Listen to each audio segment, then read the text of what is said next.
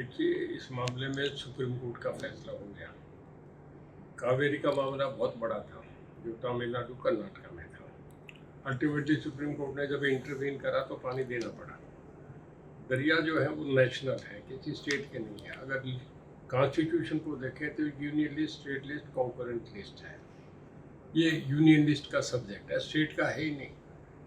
जब एक फैसला हो गया, एक कमीशन अपॉइंट हुआ, उसमें पानी बट के गया है, तो फिर पानी तो कल को हिमाचल नहीं देगा, कश्मीर नहीं देगा, पानी तो पहाड़ों से ही आ रहा है जी।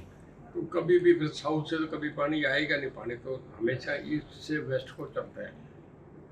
तो मेरा कहने का ये है कि इस मामले को पंजाब गलत जिद कर रहा है और सेंट्रल गवर्नमेंट को, जब सुप्रीम कोर्ट का फैसला है, बड़ा सख्ती से कि नेगोशिएशन से बातचीत हो गई, कई बार चीज़ों से उठा लिए गए, पानी देना चाहिए जो हक है। पंजाब इसमें गलत कर रहा है। पंजाब तो सरकार जो सेंट्रल की गवर्नमेंट है वो अभी तक क्यों नहीं स्टेप उठा पा रही? उस समय उनका क्या देखते हुए होना चाहिए, क्या कुछ कहते देखिए, ये मामला सबसे ज़्यादा दबाव बनेगा चीफ मिनिस्टर का, और जो मेंबर पार्लियामेंट हरियाणा चुनाव है वो ऊपर करें, लॉबी करें, उन्हें कहें कि जब सब जगह आपका फैसला है, प्राइम मिनिस्टर लेवल का फैसला है, कमीशन से फैसला हुआ है, तो उसे लागू करना चाहिए। तो ऐसा आपने लोकसभा चुनाव लड़ा, बाद में निर्दलीय चुनाव लड़ा, तो हरियाणा के हर विधानसभा में आपके अच्छे सपोर्टर खड़े हैं, बड़ी उम्मीद कर रहे हैं अभी चौधरी साहब का नेक्स्ट स्टेप क्या होगा, हम उनके साथ चलेंगे, क्या रहेगा, वो बड़ा सोच रहे। तो क्या माना जाए भविष्य में आपकी राजनीति कहाँ जाए? देखिए, राजनीति में कई बार ऐसा आता है कि एक बार पूरी राजनीति में शून्य आ जाता है। जी इस वक्त बीजेपी के सामने कोई पार्टी दूसरी आज नहीं। जी देखिए, कांग्रेस की ऐसी हवा मैंने कभी नहीं देखी जो हरियाणा के इलेक्शन में। जी इसके बाद भी सरकार नहीं बनी। मोदी साहब का लोगों में ज्यादा करंट था, मोदी के नाम ने वोट आ दिया, नाम तो मोदी के वोट पर। जी। और अब देखिए, इस वक्त ना कोई नेता सोच रहा, ना एक ऐसा टाइम आ गया कि जिसमें मैं समझता हूँ बिहार इलेक्शन तक कुछ नहीं है, इसके बाद कुछ क्लैरिटी आएगी। मैं भी यार, मैं आज शादी में आया था, कोई ऐसा कोई वर्कर फंक्शन नहीं था, ना कोई मीटिंग का था। ये तो जब मित्र दोस्त 10 को पता था तो सब मैं आ रहा हूँ, मिलने आ गए तो 100-200 हो गए। मैं इसार भी जा रहा हूँ 23 को, वहाँ भी मैं लोगों से मिल रहा हूँ। फिर 7 को मैंने यमुनानगर रखा है। वर्कर क्या कहते हैं, हर जगह टीमें हमारी पूछता हूँ क्या कहेंगे, सोच के निर्णय करेंगे, कोई जल्दबाजी यानी जो मैं आपसे कंप्लीट करूँगा। मैं इंडिपेंडेंट पिछली बार बन के आया, बीजेपी ने मुझे सम्मान दिया, मैं कैबिनेट मिनिस्टर था, मैंने अच्छा परफॉर्मेंस मेरी बढ़िया रही, पावर में मैं प्रेसिडेंट से अवार्डेड रहा। अब इसके बाद मुझे बीजेपी ने पार्लियामेंट का टिकट दिया। 3 महीने बाद मैं नहीं जानता क्या रीजन था कि मुझे टिकट नहीं दिया गया। मैं पॉलिटिकल आदमी था, चुनाव लड़ गया। अब रोज निर्णय करें, कल फिर मैं करूँ, अभी कुछ है भी नहीं, 4 साल आगे बढ़े हैं। बहुत सोच विचार के देना वर्कर्स में होता है, वर्करों से सलाह करके कोई आगे करने का। भाजपा में जो मिसी की है, बड़ी साफ सुथरी राजनीति की है। पिछले दिनों भाजपा के मंत्री ने कर्नल सोफिया को आतंकियों की बहन बताया।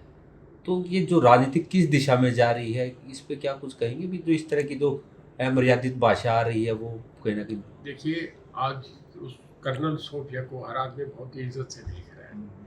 अगर किसी को पता लगे ना कि न्यूज आई थी कर्नल सोफिया ने सबसे बड़ा काम करा इसमें, तो हर आदमी देखता है कि देखना चाहूँगा कौन कर्नल सोफिया है। तो उसके लिए कोई भी बात करे, किसी को भी अच्छा नहीं लगेगा।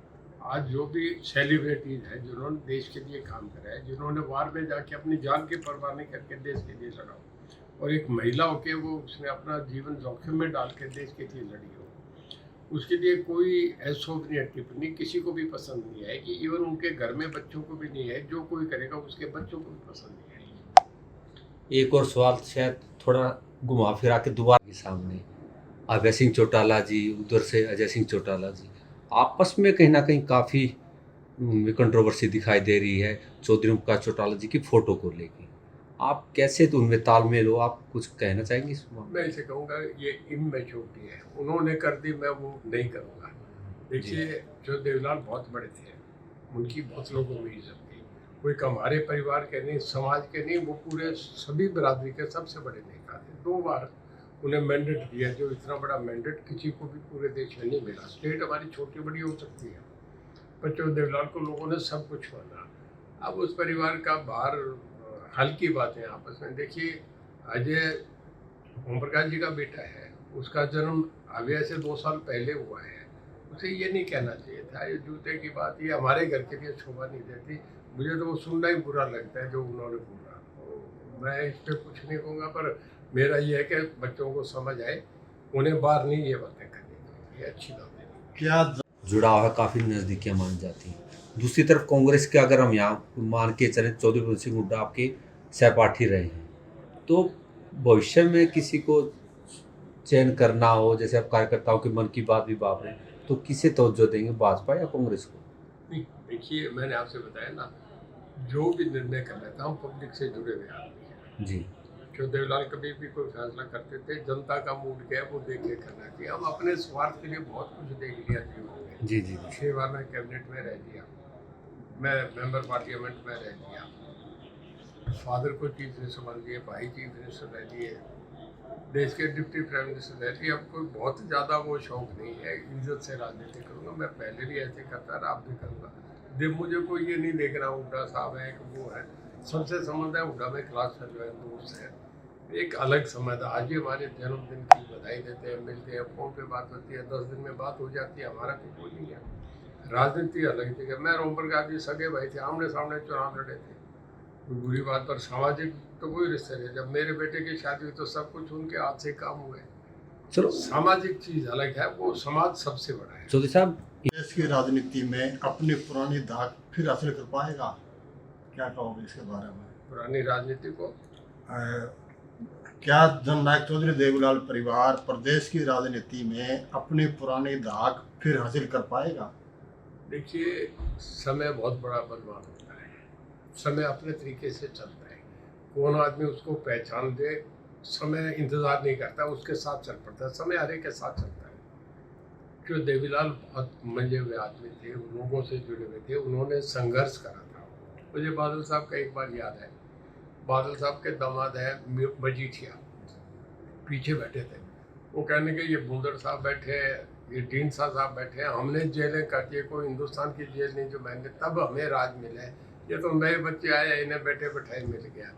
तो ये बच्चे तो घर में मिल गया, चौधरी देवलाल के नाम से मिल गया। चौधरी देवलाल ने तो संघर्ष करके एक एक आदमी से यात्राएं करी, कितना जीवन में करा। कोई हरियाणा का गाँव नहीं जिसमें नहीं पहुँचे, हर आदमी के सुख दुख में वो पहुँचे थे। उनकी विरासत का चौथी पीढ़ी तक मिला है, कोई छोटी बात है क्या? दुष्यंत पहली बार लोकसभा का, विधानसभा का चुनाव लड़ा, डिप्टी चीफ मिनिस्टर बन गया, जो देवलाल के नाम से मिला।